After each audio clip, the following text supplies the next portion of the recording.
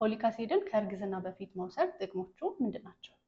ፎሊክ አሲድ የምንለው ቫይታሚን ቢ9 ተብሎ የሚጠራው የቫይታሚን አይነት ነው።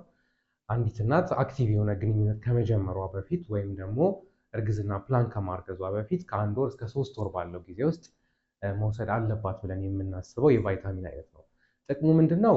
የፅንስ የመጀመሪያዎቹ አፈጣጠር ጊዜዎች ላይ የነርቭ ዘንግ ክፍተት ወይም ደግሞ ኒውራል ቲዩብ ዲፌክት የሚባለውን የህመም አይነት ለመከላከል የሚረዳ ነው።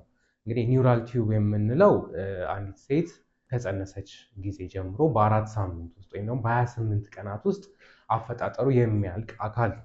ከዚህ ባሻገር ደግሞ ከነርቭ ዘንግ ክፍተት ውጭ ያሉ የአፈጣጠር ችግሮችን ለምሳሌ እንደ ልብ ላይ ያሉ ቀዳዳ ክፍተቶች፣ የላንቃ ክፍተት ወይም የከንፈር ክፍተት የመሳሰሉትንም ይከላከልናል።